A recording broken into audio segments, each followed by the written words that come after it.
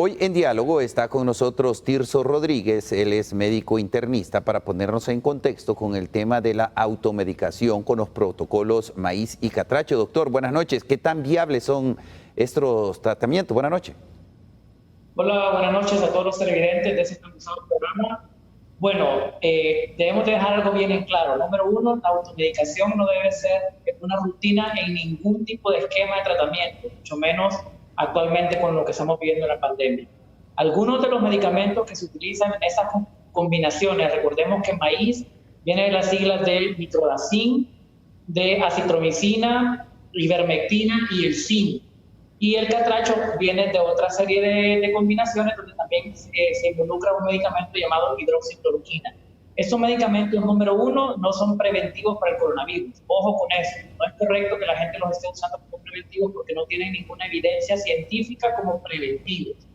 Número dos, esos medicamentos no han mostrado o todavía no hay estudios que verifiquen que puede ser una eficacia cierta 100% en los pacientes que tienen la primera fase de la enfermedad. Recordemos que la enfermedad viral es autolimitada y hay un 80% de las personas que se va a sanar aunque no le demos nada. O sea, va a ser de acuerdo a la respuesta inmunológica del paciente. Entonces, en lo que se basan esas teorías de las personas que están promoviéndola es decir de que les ha ido bien a los pacientes con esa terapia. Sin embargo, no se ha hecho estudios de comparación a un grupo de pacientes que le den esa terapia y otras que no le den para saber a cuáles de los dos les va mejor. Sin embargo, por la estadística que nosotros conocemos, el 80% de los pacientes les hubiese podido ir igual si le dieran o no le dieran ese medicamento porque es la respuesta inmune. A diferencia de aquellos pacientes que si tienen alguna, por ejemplo, comorbilidad cardíaca y están tomando hidroxicloroquina o acitromicina, les puede causar algún tipo de arritmias. Pacientes que tienen una hepatotoxicidad, el hígado, por ejemplo, graso, grado 3 y grado 4, y si están tomando esas terapias pueden aumentar el riesgo de más hepatotoxicidad. Y creer la falsa expectativa de que tomándose este medicamento el paciente se puede exponer a la calle y que no le van a coronavirus, eso no es cierto.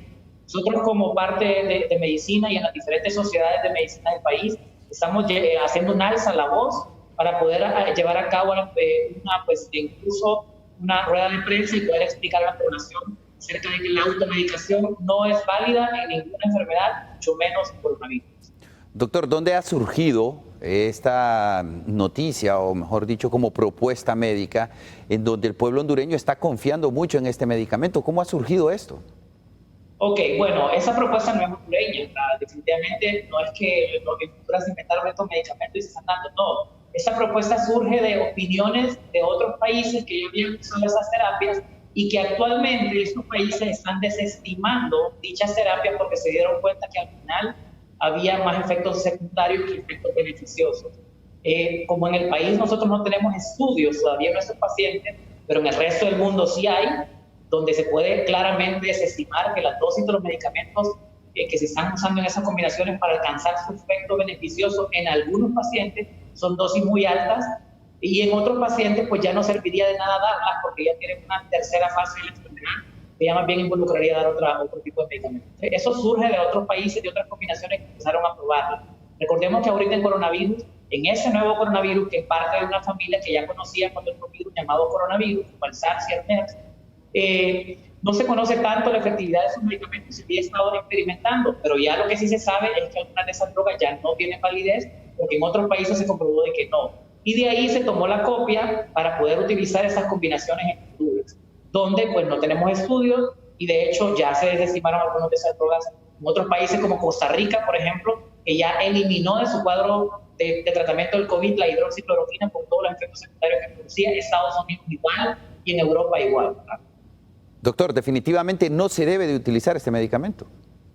No es que no se deba de utilizar, no se debe utilizar masivamente como profiláctico ni en todos los pacientes que tienen coronavirus que incluso son asintomáticos. Recordemos, el coronavirus es una enfermedad viral que es ARN. Un ARN es autolimitada. Hay diferentes etapas. Le voy a poner varios aspectos. Un paciente que no tiene síntomas y salió positivo. Ese paciente no ocupa ese tratamiento porque su sistema inmune está creando respuesta contra el virus y no tiene síntomas, pues no necesita. El paciente que tiene síntomas leves como un resfriado común va a meritar tratamiento para un resfriado común con medicamentos que sean antiinflamatorios, porque sí se puede evidenciar de que en las primeras fases es adecuado el uso de antiinflamatorios para disminuir la respuesta inflamatoria contra ciertos virus, antipiréticos, ¿ok? Podemos usar algún grupo de antitusivos y en algunos pacientes la utilización de acitromicina podría disminuir la replicación del virus. En otro grupo de pacientes que tienen, por ejemplo, neumonías u otro tipo de afecciones, podría utilizarse la ivermectina sola, ¿ok? Porque existe un grupo de células que se elevan y que la ivermectina les puede ir mejor, pero hay que estudiar qué tipo de pacientes son estos. O sea, no es que sean malos los medicamentos, lo que no estamos de acuerdo es en la combinación y en la abusiva dosis que se le está dando como parte profiláctica. Eso no es correcto. ¿Sí? Es como que yo les esté dando a todos los pacientes amoxicilina para todas las enfermedades. Como que yo le diga a toda la población hondureña va a tomar amoxicilina para evitar que no le dé faringomielitis. Eso es lo mismo que estamos haciendo en ese momento y eso es incorrecto. Doctor, ¿cuál es la recomendación puntual que haría el gobierno en torno al uso de estos tratamientos? Número uno, nosotros como médicos debemos individualizar el paciente. El gobierno debe de orientar pautas a individualizar los tipos de pacientes de acuerdo a la fase que se encuentre y de acuerdo a esa fase que se encuentre el paciente, dar medicación que ha resultado efectiva, ¿okay? En los diferentes centros hospitalarios donde tenemos esos pacientes. Yo trabajo en el Instituto Nacional Cardiopulmonar y soy de frente en emergencia de COVID. Cuando llegan los pacientes sospechosos de COVID y los que vamos a decidir que se ingresan. Y a esos pacientes son variables, no todos llevan una misma sintomatología. Entonces el gobierno debe de escuchar a personas que estamos trabajando con pacientes con COVID y no escuchar a personas que nunca han visto pacientes con COVID o que solo tienen estudios de epidemiología sin ser médicos catástrofes. Doctor, al iniciar este diálogo, usted nos comentaba de que pretenden hacer una rueda de prensa para aclarar en relación a este medicamento.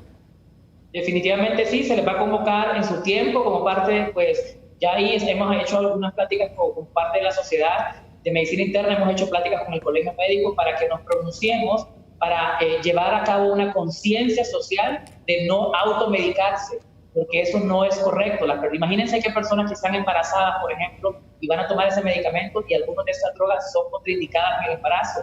Otras personas que ya padecen de hipertensión o problemas cardíacos y se la van a tomar pensando que les va a ayudar y de hecho no es correcto. Entonces lo que queremos es evitar masivamente la automedicación y que la población sepa que tiene que individualizarse el manejo de cada paciente de acuerdo a la fase enfermedad. Que somos los médicos los que vamos a dictar el medicamento que se va a dar y no una farmacia o de forma masiva el medicamento. Incluso, mucho peor, hay personas que ya lo andan regalando y impartiendo a las personas. Eso no es correcto, debe ser prescrito por un médico. Doctor, muchas gracias por habernos atendido. A la orden, para servirle.